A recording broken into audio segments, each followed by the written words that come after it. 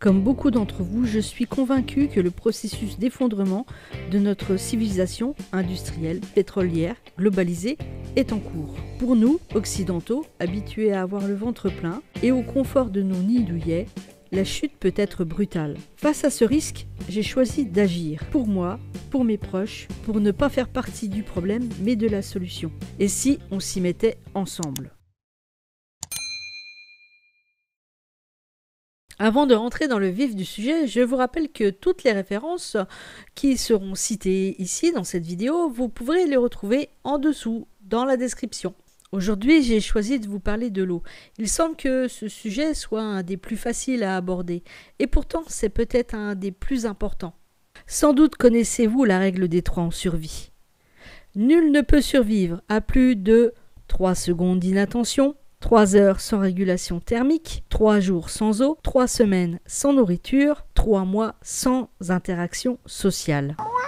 Plus d'eau au robinet, c'est la catastrophe. Aussi, la pénurie d'eau est-elle en tête de ma pyramide de risque. Pour apprendre à élaborer votre pyramide de risque, je vous renvoie sur la super vidéo de Survivaliste JCB. En établissant cette pyramide, vous allez fixer des priorités pour votre préparation. Par exemple, pour moi, le risque de coupure d'eau, je l'ai classifié dans les risques de première catégorie, risques fréquents et sans gravité. Et les réponses, pour moi, sont d'avoir un stock, d'avoir un filtre à charbon actif, d'avoir une réserve au moins de 1000 litres dans mon jardin, d'avoir de la javel, de la micropure, et puis éventuellement un filtre de randonnée.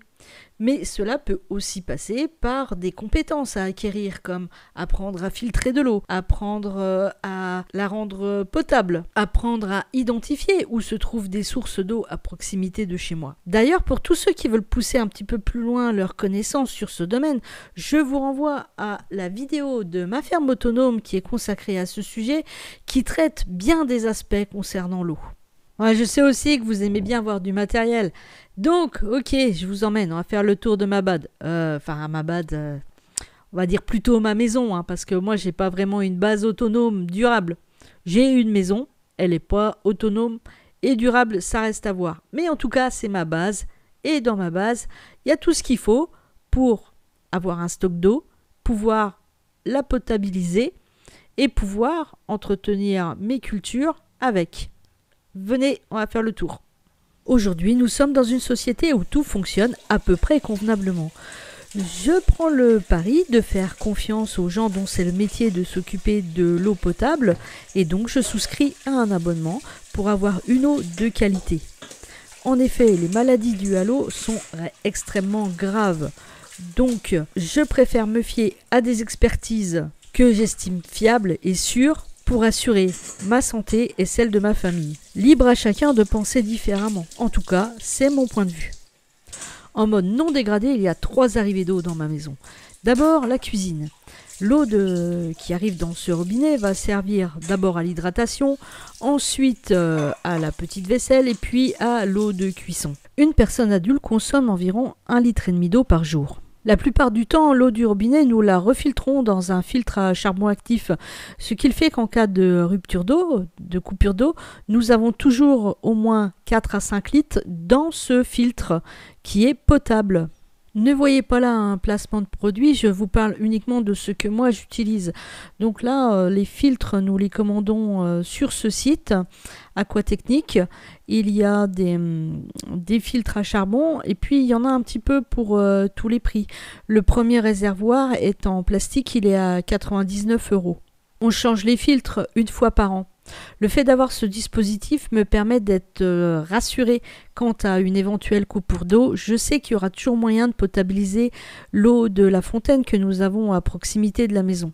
Car ce type de dispositif élimine 99% des bactéries. Sur le site du gouvernement lié au risque majeur, il est recommandé aux citoyens d'avoir un stock de 6 litres d'eau par personne dans sa maison. Nous sommes 3, ce qui nous fait un stock de 18 litres, soit environ 3 packs d'eau. Et n'oublions pas nos amis à 4 pattes. Quand on est fan de décès ou randonneur, il y a fort à parier que l'on est sur soi soit de l'eau, soit de la possibilité de la potabiliser. Alors de l'eau dans des gourdes ou des flasques, la potabiliser avec de la micropure ou avec des petits filtres portatifs. Si vous avez vu ma vidéo sur le kit voiture, vous avez vu aussi que dans la voiture, il y a 1 litre d'eau, il y a un jerrycan et il y a aussi un seau. Et dans le sac de retour à domicile qui se retrouve aussi dans la voiture, il y a là aussi une petite bouteille d'eau et dans le sac de la micropure. Les tablettes de micropure, vous pouvez les commander sur Amazon, à Decathlon ou au Vieux Campeur et peut-être encore dans d'autres enseignes. Il y a 50 comprimés par boîte. Un comprimé permet de purifier 1 litre d'eau. Attention toutefois à ne pas dépasser la date de péremption. Sinon, pour purifier l'eau, il y a toujours la solution des grands-mères, la technique du pauvre. Allez, je vous emmène dans mon atelier. Et là, vous allez voir en stock, voilà la bonne vieille bouteille d'eau de Javel. Alors la Javel, pour purifier l'eau, c'est 3 gouttes par litre. Attention, il y a aussi une date de péremption sur la Javel. Il est possible de fabriquer soi-même son eau de Javel, ça fait partie des choses qu'il faut que j'apprenne à faire. Je vous mets un lien vers la vidéo de Fairsafe qui vous explique comment procéder. Le deuxième point d'eau est dans la salle de bain. En cas de rupture prolongée de la normalité, ce qui me manquerait le plus, c'est ma douche chaude, voire bouillante, de 10 minutes tous les matins. Aujourd'hui, nous disposons d'un ballon électrique de 300 litres. J'envisage d'investir dans une petite douche solaire pour garder un peu de confort en cas de rupture prolongée d'électricité. La cuvette des toilettes contient 9 litres d'eau. Et là arrive la délicate question des toilettes sèches. C'est bien les toilettes sèches, on en a eu pendant 2 ou 3 ans. Et pourquoi on a arrêté? Simplement parce que... on n'est pas des héros, quoi. La flemme de nettoyer toutes les semaines la cuve. Donc aujourd'hui, on est repassé aux toilettes traditionnelles, mais s'il faut, on y reviendra aux toilettes sèches parce que tout le dispositif, tout l'équipement, on l'a au grenier pour l'instant. Le troisième point d'eau raccordé au réseau dans la maison, c'est la buanderie avec la machine à laver. Et j'aime la machine à laver car je ne suis pas particulièrement nostalgique des travaux ménagers dévolus aux dames du temps jadis. D'ailleurs, dans les bricolages qu'on aimerait bien faire, il y a la machine à vélo présentée par Damien de la chaîne Permaculture et Agroécologie. Et sinon, j'avais pensé à investir dans une machine à laver manuelle. Il reste le plan B en mode camping, bassine, savon de Marseille et huile de coude, avec une brosse quand même. Et là, vous vous dites, comment ça, la vieille mémère, elle n'a pas encore tout l'équipement qu'il faut? Bah non, il faut quand même un petit peu de temps pour acquérir le matériel, les compétences et tout ça. Et si c'était pas le cas, ça serait pas une préparation. Donc, allez-y tranquillement, à votre rythme. Choisissez les bonnes options qui correspondent à vous, à votre habitat et à votre budget. Il est important aussi d'identifier où se trouve le robinet d'eau de la maison pour pouvoir le fermer en cas d'inondation par exemple ou en cas de nécessité d'un départ précipité. Je dis ça parce que c'est le genre de détail que j'aurais tendance moi à zapper.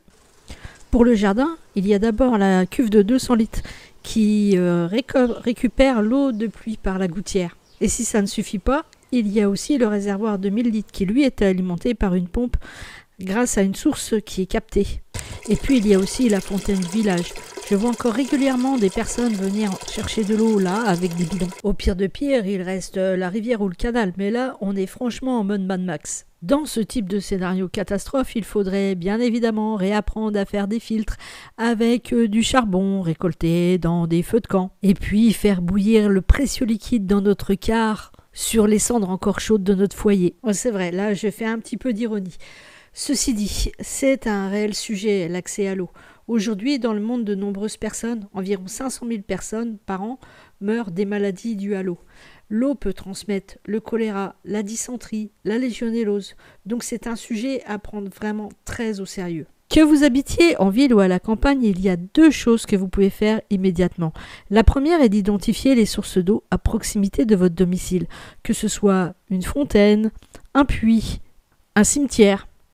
La seconde est de vous équiper en contenant pour la récolter, la stocker, la transporter, comme des seaux, des bassines, des jerrycans. J'espère que cette vidéo vous a été utile ou qu'à défaut elle vous a plu. Si c'est le cas, un like. Si vous n'êtes pas abonné à la chaîne, abonnez-vous. C'est par là. Abonnez-vous à la chaîne de la vilaine mémère. Partagez cette vidéo si vous pensez qu'elle peut être utile à d'autres personnes pour leur préparation. Moi, je vous souhaite une excellente semaine et je vous dis à bientôt pour une nouvelle vidéo. Et en attendant, n'oubliez pas... De l'eau, de l'air, la vie.